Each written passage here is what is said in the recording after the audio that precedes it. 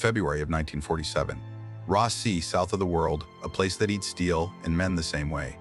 We were 5 days into the last leg of the survey. The air was clear enough to see forever, but it felt wrong, too still, like a held breath. The ice under us looked carved instead of cracked, long lines that didn't match the charts. My instruments twitched for no reason I could name. The seaplane tender sat 5 miles off the edge, small against the sheet of white. I could smell the fuel through my gloves, sharp and cold. The engines idled low, and the radio hissed with a pulse that didn't belong to any station. Every 9 seconds it tapped once, then stopped. Our orders were simple photo runs, weather samples, practice landings, but no one spoke of what we really carried in the hold. The crate was sealed under Navy tape, stenciled only with numbers. It made a faint knocking sound when the wind came up. I noted the time. The pulse tapped again. We sailed south from Norfolk in the late summer of 1946. The world had only just stopped burning from the last war, yet the Navy pushed us into another campaign, this time against the cold itself. They called it Operation Highjump, a name that sounded harmless enough, like a school exercise. But the fleet they sent said otherwise. 13 ships, thousands of men, and a carrier filled with aircraft. You don't bring that much firepower to study ice. I was a radioman second class assigned to a PBM Mariner flying boat. We belonged to the Central Group under Rear Admiral Byrd's command. The carrier USS Philippine Sea hauled most of the planes south. Our tender, the Pine Island, carried the crews and gear for the seaplanes. She was built for rescue and reconnaissance, long range, plenty of fuel, and a crew tough enough to live weeks at the edge of the world. We crossed the equator before Christmas, the heat choking below decks. Then, almost without warning, the air turned sharp, clean, and cruel. The ship pitched through gray water, and each day the temperature dropped until the sea turned to slush. When the first icebergs appeared, everyone went quiet. Even the old hands watched them like ghosts. Our orders sounded clear on paper. Survey the Ross Sea region, photograph coastlines, test survival gear, measure radio distortion near the pole. That last part was my piece. I handled the longwave transmitter and the new magnetometer receiver stowed aft. Command wanted to know how polar weather bent radio waves. They said it was for mapping accuracy. Maybe it was. But a few of the officers had patches I didn't recognize, and their notebooks stayed locked. We reached the Bay of Whales at the end of December. The ice shelf there looked endless, white rising straight from black water. The ship's spotlights swept over ridges that glittered green like glass. We dropped anchor beside the ice barrier and set up the seaplane crane. The air bit through our parkas, the kind of cold that made metal sing when you touched it. The first week was routine. We flew short recon runs, mapped in grids, and dropped supplies to the ground team building Little America 4 base. We'd lift off in half-light, circle the coast, and return by dusk, engines icing over and radio chatter fading under static. Nothing strange until the 5th flight. That morning, my compass spun 4 full turns during climb out. The pilot thought it was just magnetic flux, but it happened again halfway across the Ross Shelf. The magnetometer needle froze against the stop, then shook like a live wire. At the same time, the receiver picked up a low rhythmic pulse, 3 beats every 9 seconds, not interference. Not any known signal. I logged it, marked bearings, and passed it to the officer of the watch. He read the numbers twice and told me to file it for comms analysis. No one spoke of it again. That night on deck, the sky was full of ice halos, pale rings around the moon. The smell of diesel mixed with something else like burnt sulfur. The wind carried it from the ice shelf. The crew joked about volcanoes under the snow, but I saw the lieutenant from the science team watching the horizon with field glasses long after the laughter died. A day later, a small shore survey group went missing. 4 men and their track sled, last seen heading toward the western ridges. The weather had turned and grounded our planes. By the second night, radio contact was gone. The command ordered our crew to prepare for a search once the storm broke. When the sky finally cleared, the light was blinding. Ice shimmered in bands of blue and silver. We were told to check a new coordinate west of the known map lines. The same lieutenant handed us a sealed metal case to take along, marked only with code numbers. He said it contained environmental sensors. It rattled when moved. We launched at dawn, engines shaking frost loose from their mounts. As the tender shrank behind us, I heard that same faint thump under the fuselage, almost like the heartbeat of the hull itself. The pilot called it ice shift. I wasn't so sure. We flew 2 hours on dead reckoning, scanning for movement or smoke. When the ice opened into a stretch of dark water ahead, it didn't look right. Perfectly round, steam rising off it. The sulfur smell hit us again, stronger this time. I marked the coordinate and set the receiver to longwave band. The pulse came alive, clean and even, matching the rhythm from before. 3 beats. Pause. 3 beats. Pause. I started counting without meaning to, every group of 9 a cycle. The pilot circled once and said we'd try to land on the edge of the water to refuel from the reserve drums and check the site. The water should have been frozen solid, yet it held steady waves, small but constant. The engineer said it was geothermal. The lieutenant only nodded. The first time our floats touched that surface, the smell filled the cabin. Something metallic underneath, like old coins soaked in brine. The needle on the magnetometer snapped hard right and stuck there. We taxied closer to the inner ring, careful not to break thin ice. Beneath it, something dark moved, lines or ridges, too straight for natural rock. The pilot cut engines to idle. The water slapped once, twice, then the hull thumped in the same pattern I'd heard before. That's when I realized the pulse in my headset had synced with the sound against the hull. Same spacing, same rhythm. The hair on my neck lifted. We drifted there for a full minute before the lieutenant ordered cameras ready. The pilot kept the plane steady, while the photographer leaned out the hatch. He took a full roll of shots, one after another, fingers stiff in his gloves. The lens fogged from the heat coming off that water. None of us spoke. The engineer watched the temperature gauge climb a few degrees, though the air outside was well below freezing. I logged everything: the time, the coordinates, the fuel left, the pulse count. My pencil tip broke halfway through. The sound in my headset shifted once, as if the signal had moved. I tried calling the tender but got nothing except static. When I pulled the headset away, I could still hear it faintly through the hull, like it was inside the plane itself. The lieutenant told us to taxi closer to shore. The edge was rough ice mixed with gravel, a strip of black rock that didn't match the white world around it. We spotted 2 sleds, half buried in drifted snow. No movement. The pilot killed the engines, and silence pressed in. Even the wind had stopped. We climbed out, boots sinking into slush. The air carried that sharp sulfur tang, thick enough to taste. The smell clung to our scarves and gloves. We found the first man near the sleds, frozen in his parka, face turned toward the ice field. His radio pack was smashed, the antenna bent flat. The second body lay 20 yards farther, half covered by drift. No wounds, just still. The other 2 were gone. Their gear was scattered, like they had left in a hurry. Among it was a metal case, smaller than a typewriter, painted dull gray. It was warm, almost hot. The lieutenant told us to bring it aboard. The lid had a round mark on it, something scorched into the paint, 3 concentric rings like ripples. We loaded the case, then the bodies. The pilot wanted to leave fast. The wind was changing, and the sky was closing in again. We rolled down the lake for takeoff, engines roaring. The hull thumped twice, then again in rhythm. I counted 3 sets before we lifted. During climb-out, the magnetometer needle returned to normal like nothing had happened. The pulse in my headset faded until it was gone.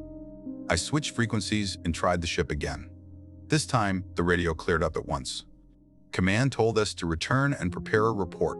No questions about the men we found, no mention of the coordinates.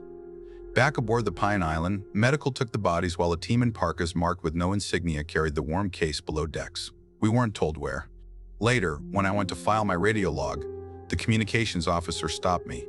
He slid a new sheet across the table and told me to rewrite it. No pulse entries, no signal anomaly. The line about the open water replaced with weather-obscured surface. He said these were the Admiral's orders. The crew didn't argue, but we all felt it. Something was off. The air around the tender had the same bird smell as the lake. Men complained about headaches. A few swore their compasses drifted even inside the mess hall. 2 nights later, the same lieutenant called me and the pilot to the wardroom. The room was dim, the only light from a single lamp on the table. The gray case sat there, wiped clean. He told us the next flight would cover the same area, this time with instruments tuned to the pulse frequency I had logged. He called it a calibration check. I asked what caused the pulse. He looked at me a long time before saying it was probably atmospheric. His tone made clear that was the end of it. The pilot didn't like it. He said we were being used for something that wasn't part of any survival training. The lieutenant told him orders came from the top and the discussion was closed. We were to launch at first light. That night, I couldn't sleep. The engines outside ticked as they cooled, each click spaced just like the pulse. 3 pause, 9. I counted without meaning to. When the wind shifted, the sulfur smell drifted through the vents again. I tried the longwave receiver one last time before turning in. The signal returned, faint but steady. Not a voice. Not Morse. Just that same slow beat under the hiss, like something breathing deep under ice. Morning came gray and windless. The pilot met me on deck, eyes red from no sleep. He asked if the signal was still there. I nodded. He said, "Then it's waiting." We launched on schedule, the sea around us flat as glass. None of us spoke during climb out. I kept my eyes on the instruments, waiting for the first tremor on the needle. It came sooner than I expected. The pulse was stronger now, sharper, as if whatever sent it was closer. I logged the time, the bearing, and the distance to our previous coordinates. The pilot gave a short nod and banked us toward that stretch of broken white where we'd found the warm water. The lieutenant sat behind him, silent, holding a clipboard that was already filled. I could smell the sulfur again before we even saw the lake. The pulse rose with it, steady as a heartbeat. The engineer crossed himself quietly, his hands shaking on the throttle. We were going back into the same circle of steam and silence. Only this time, the orders were not to rescue anyone. The flight to the lake took less than 2 hours. We flew low, under the cloud base, engines running smooth but tense in sound, like they knew what waited ahead. The sky was a flat gray sheet, no horizon, only ice fading into mist. The sulfur smell drifted in early this time, faint but certain. It came through the vents as we crossed the last ridge. When the lake came into view, the shape had changed.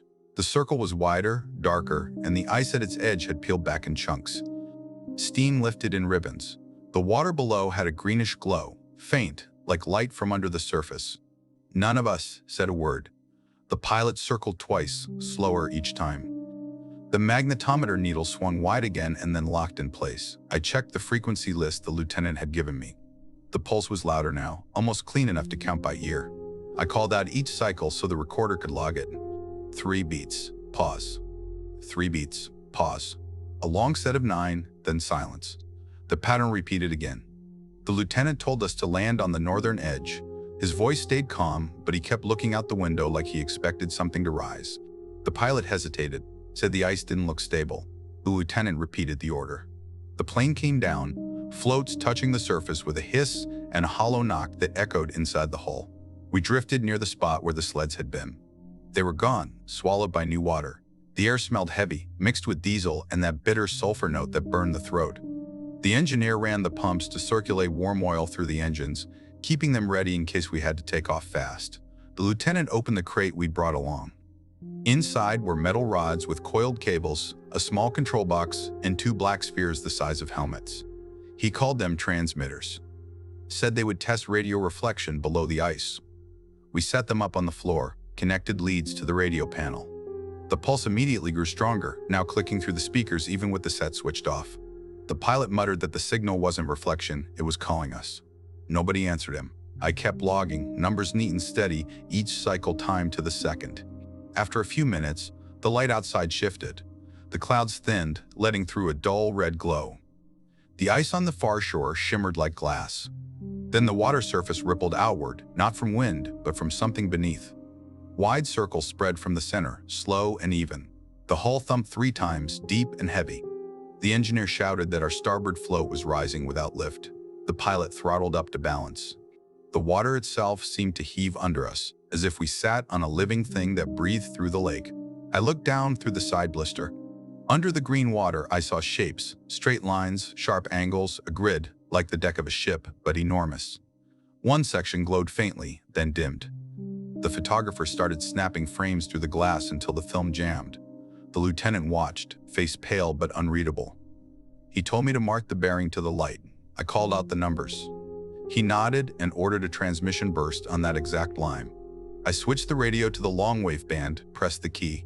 The sound that came back wasn't static. It was the same 3-beat pattern, but faster, like it was answering us.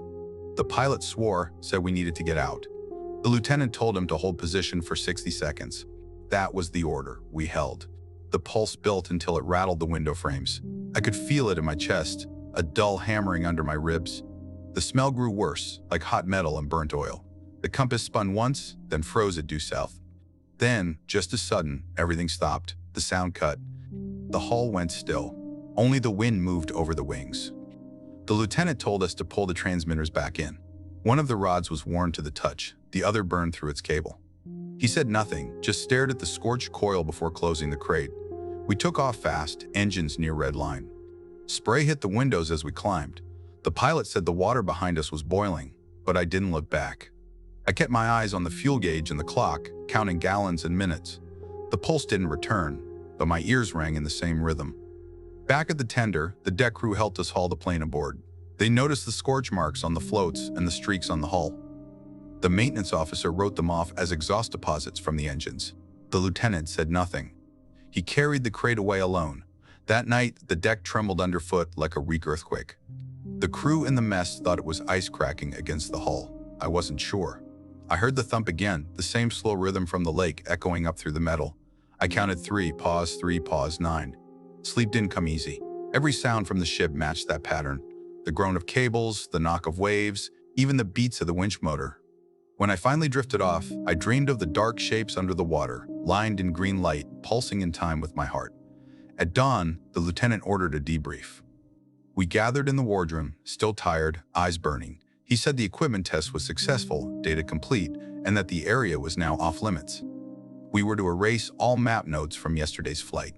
The magnetometer records were sealed in his briefcase. The pilot protested, said we'd seen structural formations under the ice. The lieutenant looked at him and said, "You saw reflections." Nothing more. Then he left the room without another word. Later, the photographer found his film rolls gone from the dark room. In their place lay new ones, unexposed, labeled with the same flight number. He didn't speak about it again. By evening, the wind shifted north and the temperature rose above freezing. The smell of sulfur returned, stronger this time, sweeping across the deck. Someone joked about volcanoes again. I didn't laugh. I sat by the rail, notebook in hand, counting the pulse that no one else could hear. The next 3 days blurred together. Flights were canceled for weather, though the sky stayed clear. The sea around the tender froze, then cracked again as if stirred from below. Men grew restless. Routine drills stretched longer than needed, just to keep hands busy. The sulfur smell never left. It clung to the paint, to our parkas, even to the food.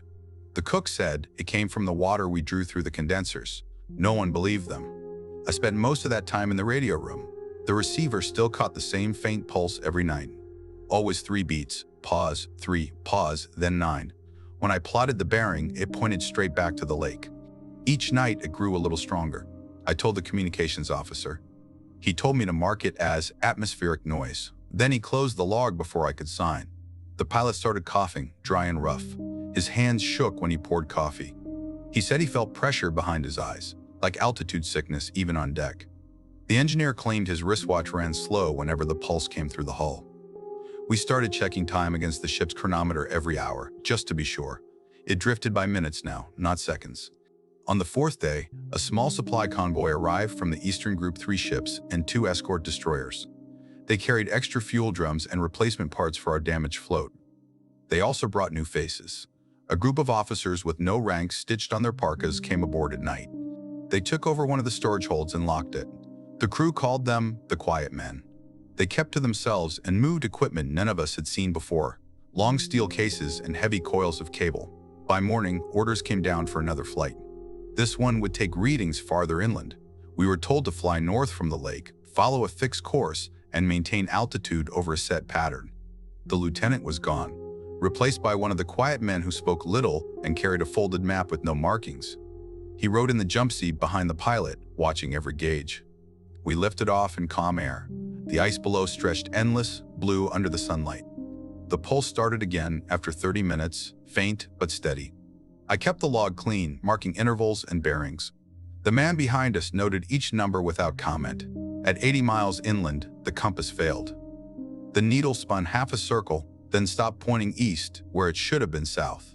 The magnetometer went blank. The new man ordered us to hold position while he adjusted the black spheres from the crate. He said they would act as signal amplifiers. When he powered them, the radio burst alive with noise, not static, something like whispering underwater. The pilot shouted that the intercom was dead, but I could hear voices through the noise, low and rhythmic, matching the same count I've been logging for weeks. 3, 3, 9. Only this time, between the beats, a tone rose and fell like breath drawn through metal. The new man told me to keep recording. His voice was calm, but his hands shook as he tuned the dial. The tone grew louder until the plane's frame began to hum. The windows vibrated. The pilot yelled to cut power, but the man didn't move. Then the engine on the port wing coughed once, backfired, and steadied again. Outside, the ice below shimmered. Straight lines spread out from a single dark point beneath us, perfectly geometric, as if the ice itself was marked by some buried shape. The photographer grabbed his camera, but the film jammed again. He cursed under his breath, then dropped it. The man behind us pressed one switch. The noise stopped. Silence filled the cabin, except for the engines. The hum lingered a few seconds longer, then faded. He closed his notebook, told us to return. No explanation. On the way back, the pulse resumed, but now it was behind us, chasing our signal instead of leading it. I heard it faint through the hull again, thump, thump, thump. The same pattern, slow but heavier. The engineer looked at me and said, "It's following." We landed near dusk. The sea had turned dark as oil. Crew on deck watched the horizon where steam columns rose like smoke. The man with the map left without a word, carrying the crate with help from two sailors who didn't wear navy patches. That night, I stayed awake in the radio room. I tuned through every band until I found the pulse again. It was louder than before, almost clear enough to pick out faint Morse dots inside it. I tried writing them down, but the pattern made no sense, half letters, then gaps. When I played it back on the recorder, the tape warped at those points, like heat had touched it. Before dawn, an alarm sounded on deck. A signal flare had gone up from the shore base. A weather team was stranded after their tracked vehicles froze up near the ridges. Command wanted a plane ready by sunrise. Ours was the only one fueled and intact. The pilot looked worn, eyes hollow from no sleep. He didn't want to go, but orders were orders. We lifted off again before first light, carrying extra rations and a spare heater unit. The air was colder than any we'd flown through before, biting straight through the canopy glass. We followed the beacon signal until it vanished halfway to the site. The receiver caught the pulse again instead, stronger than ever. The magnetometer jumped off scale. The engineer tapped it twice, but it stayed pinned. The pilot's voice came quiet over the intercom. Same bearing as the lake. I looked out through the side blister. The horizon was gone. Only a wide plain of black ice stretched below, and at its center glowed a faint green light pulsing like a slow heartbeat. The smell reached us neck sulfur, mixed with metal, sharp and hot. The pilot said, "We're turning back." But the compass spun again, and the controls grew heavy as if the air had thickened. The engines roared, yet we barely climbed. The pulse filled every speaker. My headset hissed with it. I could feel it under my ribs, like my own heart was trying to match it. The engineer shouted readings, but they came garbled through the noise. Then, just for an instant, I saw movement below the ice. Something vast shifted under the surface, too large to understand, its edges straight and smooth as steel. It moved once, and the entire plane shook. The pulse stopped.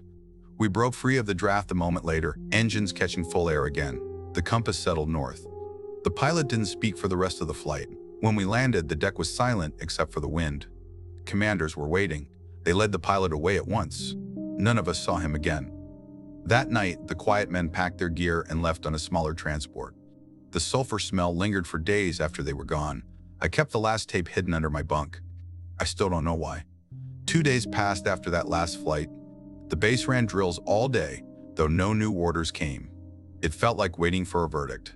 Word spread that 3 men from the shore team had been flown out to the carrier, one wrapped in blankets and silent, the others babbling nonsense about lights moving under the ice. None of them came back. I kept to the radio room. The longwave bands were quiet now, no pulse, just the hollow hiss of wind. I should have been relieved, but the silence felt worse, like something listening and waiting for us to speak first. The lieutenant returned that night. He looked thinner, eyes red, uniform pressed but wrong somehow, like he'd come from a different ship. He said the admiral wanted updated bearings on magnetic scatter. We were going out again at dawn. The pilot's replacement was already aboard, a calm man who asked no questions and carried his own map case.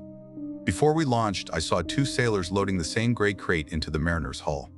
The paint had been stripped, no markings this time. The smell hit me as they passed, a faint mix of metal and that same burned sulfur. We took off just after sunrise. The air was clear, visibility perfect. I noted that is unusual in my log.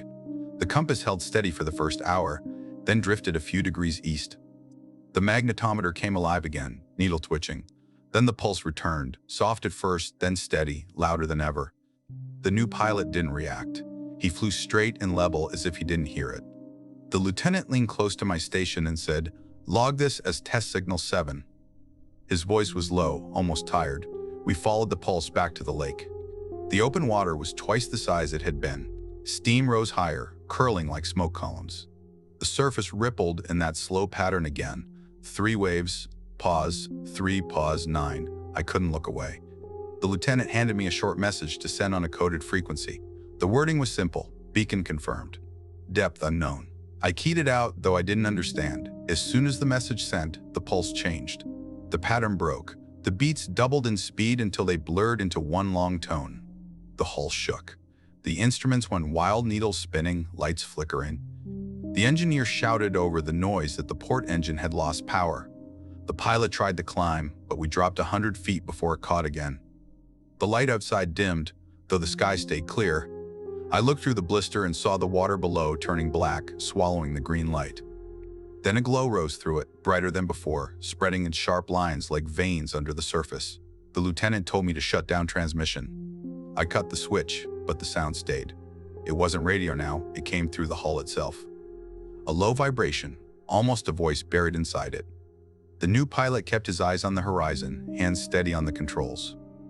I remember the way his face didn't change at all when the compass spun full circle twice and stopped dead at north again. The engineer shouted that we were overheating. The smell of hot oil and sulfur filled the cabin. I saw frost melting off the window frames, though the outside temperature was far below 0. Then, as suddenly as it began, it all stopped. The hum cut out. The gauges froze mid-swing. We leveled off in dead air, engines steady.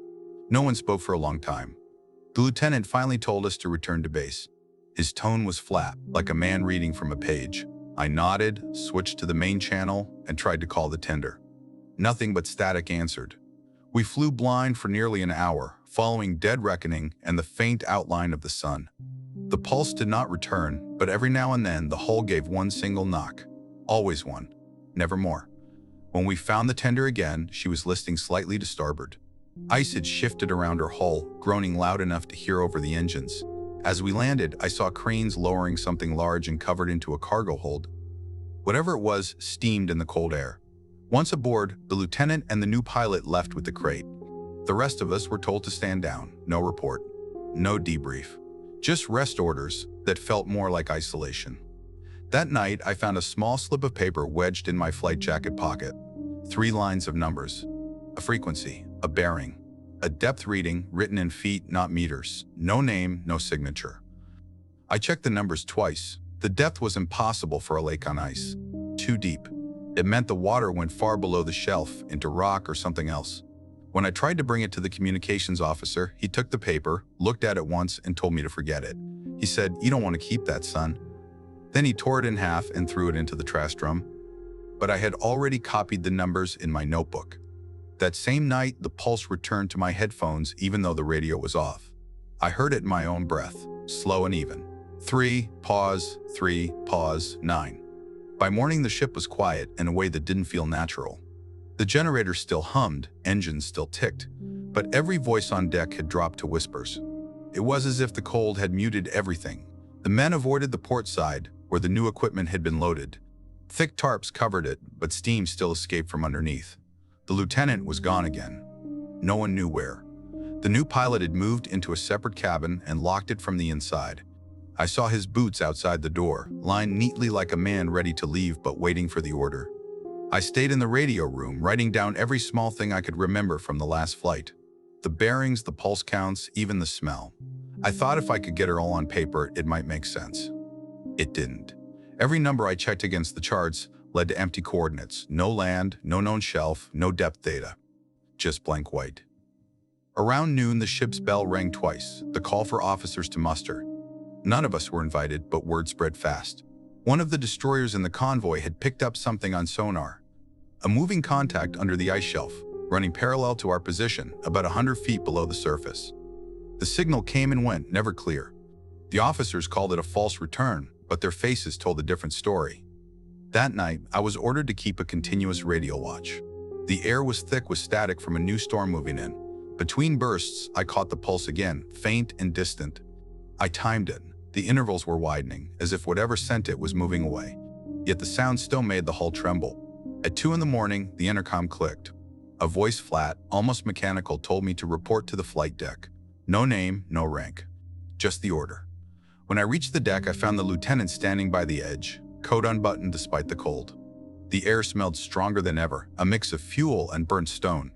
The sea ice around the ship glowed faintly in the dark, lines of pale green running across it like veins. He told me quietly that we were leaving in 1 hour. Not a flight, he said, a recovery. He handed me a sealed envelope. It had my name on it, typed, not written. He said I was to open it only if the plane failed to return. Then he walked away, coat flapping in the wind. I watched him disappear toward the stern. He didn't come back. We took off just before dawn. The new pilot at the controls again, the same calm face. No one else aboard except me and the engineer. The sky was gray, snow swirling in small flakes that made the world look endless. Our course matched the same bearing as before, the one written on that torn piece of paper. We flew in silence for nearly an hour. Then the pulse returned, steady and clear. It wasn't in the headphones this time. It came from the hull, deep and heavy, in time with the engines. Thump, thump, thump. I could feel it through the floor. The engineer whispered that it sounded like depth charges far below us. The pilot didn't answer. The sea below opened again into that wide circle of dark water. The edges steamed, glowing faintly green beneath the surface. The pilot said we'd descend for visual confirmation. We came low, barely 50 feet above the surface. The water rolled in slow waves, too even for wind. The compass turned once, then froze dead north. Something flashed below, not light reflection. A smooth curve of metal or stone, huge, moving with the water's flow. I caught only a glimpse before the pilot pulled us up. The hull groaned under the strain. We circled twice. The glow below us pulsed 3 times, then went dark. The pulse in the hull stopped with it. The pilot said, quietly, "That's enough." He turned the plane home. On the way back, we passed over open cracks in the ice where steam rose like breath. The smell followed us for miles. When we landed, no one met us on deck. The ship looked different, lights dimmer, cranes locked down. The officers were gone. Only a few deckhands moved in silence, eyes down. The pilot left without a word, walking toward the lower deck where the quiet men had worked. I went back to my station and logged the entire flight, every minute, every pulse count. Then I opened the envelope. Inside was a single line typed on plain paper, "Do not listen at night." I read it twice. The words made no sense until I noticed it. The faint tapping on the bulkhead beside me. 3 taps, pause, 3 pause 9. I turned off the radio. The sound stayed. That was when I knew whatever we'd found out there hadn't stayed behind. It had followed us home. The next morning, the sky over the ice shelf was the color of lead. A fine mist hung low, turning the ships into blurred shapes. The temperature dropped fast, and the decks turned slick underfoot. The air carried that same burnt metal smell, sharper now, like hot wires cooling. I hadn't slept. The tapping in the walls had gone on all night, steady and patient, like it was counting time until dawn. When I climbed to the deck, men were already at work sealing hatches and moving supplies to the upper holds. Rumors spread that we were leaving early. The admiral had ordered the fleet to pull back toward open water. Nobody said why, but the tone was urgent. The destroyers raised anchor first, engines roaring against the ice. Every sound felt heavy, muffled by the fog. I passed the storage bay where the crate had been kept. The door was chained shut. Frost crept around the seams, though the air outside was barely below freezing. A single lamp burned above the hatch, dim and yellow, as if it couldn't hold full power. I didn't linger. Whatever was inside, I didn't want to know. At noon, the sky cleared for a moment and I saw the horizon split. Not with light, but with shadow. A long, dark line moved across the ice field, slow and smooth. The men on deck saw it too. Someone shouted that it looked like a fissure, but it moved against the wind. We stood frozen, watching it drift closer, until the ship's siren wailed and the voice over the intercom ordered all crew below deck. In the radio room, static filled every channel. The pulse had returned, stronger than ever. It filled the space like a heartbeat. I turned down the volume, but it came through anyway. Through the deck, through the bulkheads, to my chest. The engineer burst in, face pale, and said the engines were stalling without reason. He tried to radio the bridge, but no line worked. The admiral's voice came faint through the static, a single phrase repeated again and again: "All ships retreat to formation." Then nothing. The deck tilted. We hit something beneath us, a slow, grinding push that sent the instruments clattering. The hull groaned, like it was being pulled down from below. I grabbed the nearest headset and tuned to the emergency band. What came through wasn't any call sign I recognized, just a voice whispering in short bursts, 3 words, over and over, in rhythm with the pulse. I could only make out one: below. The lights flickered and died. The radio went dead. For a moment, there was only the sound of the ship creaking in the dark. Then, through the floor plates, a deep vibration started again, steady, low, almost mechanical. The engineer shouted that it felt like propeller wash, but too slow, too heavy. We could feel it turning beneath us. The order came to man lifeboats, but no one moved. We knew there was nowhere to run. The ice had begun to crack all around the hull, lines spreading outward in perfect symmetry, glowing faint green in the fog. It looked alive, like veins under skin. The pulse kept climbing until it wasn't sound anymore, but pressure in the skull, a throb that made breathing hard. When the first explosion hit, it wasn't from us. One of the destroyers to port fired a depth charge into the water. The sound rolled across the ice like thunder. The pulse stopped for a heartbeat, then returned faster now, angry. The destroyer's bow lifted straight up, hung there, then dropped like a stone. A column of steam shot skyward from where it vanished. The fleet opened fire next, shells bursting against the ice, echoing through the fog. On the bridge, the Admiral gave a final order over the loudspeakers: detonate the test charges and fall back to open sea. We had rigged a line of experimental explosives across the southern shelf to test their stability in sub-zero impact. No one expected to use them for real. I felt the deck shake as the charges went off one by one. Each blast turned the fog into blinding white. The pulse broke again, scattered into short bursts that faded like dying signals. The vibration under the hull went still. For a moment, we thought it was over. Then the ice heaved. A wave of black water rose higher than the masts, rolling forward without sound. The ship lifted, groaned, then slammed down. The engine screamed. The radio sparked back to life for an instant, spilling fragments of words, coordinates, bearings, one phrase repeated by every voice: "It's opening." The last thing I saw before the fog swallowed everything was the horizon breaking apart. It didn't crumble, it split clean, like something had drawn a line through the world and pushed it open from below. The green light poured out, brighter than the sun. I don't remember the rest. Just the sound, the same 3 beats I'd heard for weeks, pounding through my skull until everything went black. When I came to, the light was gone, replaced by a dim blue glow that seemed to come from the ice itself. The ship was still tilted slightly to one side. I couldn't hear the engines, only the faint groaning of metal cooling. My head rang with a dull ache, and the taste of iron filled my mouth. I climbed to my feet and made my way up the passage toward the main deck. The air felt thick, warm even, carrying a smell I recognized right away: sulfur and something like wet stone after lightning. It coated the back of my throat. The corridor lights flickered, running on emergency power. The crew I passed didn't speak. Some sat with their backs against the bulkhead, staring at the floor. One man wept quietly, his parka half torn off. When I reached the main hatch, it was already open. Outside, the world looked wrong. The fog had cleared, but what replaced it wasn't sky. Above us stretched a low dome of pale light, curved and endless, like we were inside a hollow sphere. The horizon circled upward instead of away. The sea had gone still, dark as oil. No stars, no wind. Just silence and that faint blue glow seeping from the walls of ice that surrounded us. The Admiral stood at the bow, coat buttoned tight, staring straight ahead. He didn't turn when I joined him. Below the waterline, faint shapes moved, massive, slow, gliding under the black surface like shadows of ships far larger than ours. The ice cliffs that had surrounded us before were now gone, replaced by smooth walls that curved outward. Behind me, the engineer whispered that our instruments showed pressure far below sea level, yet the air was thin and warm. He said it wasn't possible, that the readings didn't match anything in the records. I remember how small his voice sounded.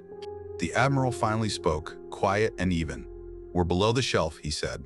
"All of us." His tone carried no fear, only resignation. Then the pulse came back, softer now, steady, like something breathing around us. The water near the bow began to ripple, and that same green light rose from below. A shape emerged, a curve of smooth metal or stone, the same kind we'd seen under the ice. It broke the surface slowly, silent, glistening in the glow. The deck trembled as it drew closer. The men stepped back, weapons raised, though none fired. A single seam appeared across the curved surface, then another, crossing it at a perfect right angle. The 2 lines spread outward until a square section lifted free. Inside was nothing but light white, soft, and shifting like mist. The Admiral stepped forward, as if drawn to it. He said something under his breath that I couldn't catch. When he reached the edge, the light brightened, and I saw his outline swallowed by it. No sound, no cry, just gone. The rest of us stood frozen. The light pulsed 3 times, then dimmed. The square panel closed again, and the structure sank back beneath the water without a ripple. The pulse faded until it was only memory, a faint echo in the chest. We stayed there for what felt like hours. The air grew colder again, the glow above dimming, until the real sky returned gray, flat, and endless. The ice cliffs were back, though they looked different, rougher, torn as if pushed up from below. The ship groaned and settled as if released from a grip. By nightfall, the engines were running again. Command came through faintly over the longwave band orders to regroup, to record nothing, to prepare for departure. The voice didn't sound like any officer I knew. We raised anchor the next morning and headed north toward open water. The ice closed behind us, sealing the path we'd come through. No one spoke about what we'd seen. The destroyers that survived formed a tight escort, their guns manned day and night. No enemy followed, though the sonar kept picking faint echoes below the hull steady, moving with us. I went back to the radio room for the last time. The equipment had been stripped of all recordings. The tapes were gone, my notes missing. Only the static remained. But when I turned off the receiver and leaned close to the hull, I could still hear it faintly. 3 slow beats, then silence, as if something far below was still waiting. The Admiral never returned, and no report mentioned his name after that day. The official statement said the mission had been cut short due to weather and technical failures. We were told to repeat that to anyone who asked. The files were sealed before we reached home waters. On the final night before we left the ice behind, I stood on deck and watched the horizon glow faint green under the clouds. It faded before sunrise, but I could feel it still, deep below, steady as a pulse. I thought of the line in that envelope, "Do not listen at night." I understood now it wasn't a warning. It was an instruction. Something about that sound didn't end when we left. It stayed inside whoever had heard it. We reached the tip of South America by late March. The sea was calm, and for the first time in weeks, the wind carried no sulfur. Still, no one celebrated. The men moved like ghosts, completing drills in silence. Every log entry, every tape, every map had been collected by men in plain coats before we docked. They said it was for archival review. None of it was ever returned. A small group of officers met us on arrival. They didn't wear naval insignia, but carried briefcases and spoke quietly with the captain behind closed doors. The next morning, new orders were handed down. We were to sign non-disclosure agreements, pledging silence about all classified elements of the expedition. Most signed without question. The few who didn't were sent elsewhere, their names crossed off the roster. They separated crews from ships, scattered us across bases. Some went to hospitals under the excuse of frostbite or exhaustion. The pilot who had flown the last mission disappeared 2 days after we docked. His bunk was clear before dawn. When I asked where he went, the officer on watch said only, "Reassigned." I went home soon after, discharged with honors. My record called it extended polar service, nothing more, but sleep never came easy again. Every quiet room felt full of pressure, like the air before a storm. Some nights, I'd wake to the faint rhythm of the pulse. 3, pause, 3, pause, 9. I'd tell myself it was blood in my ears, but deep down, I knew it wasn't. Years later, I read in a small column about a new nuclear test series far south of the Atlantic, Operation Argus, they called it. They said it was for upper atmosphere study, but the coordinates were too close to where we'd been told never to go again. They said the detonations were to test the ionosphere. I knew better. They were burying something. The world moved on. Antarctica stayed off limits to most. Officially, it's all science now, research stations and ice cores. But I've seen the old charts, the ones we were told to burn. There are blank areas still, untouched, no overflights permitted. The same shape I saw glowing under the ice sits right beneath those coordinates.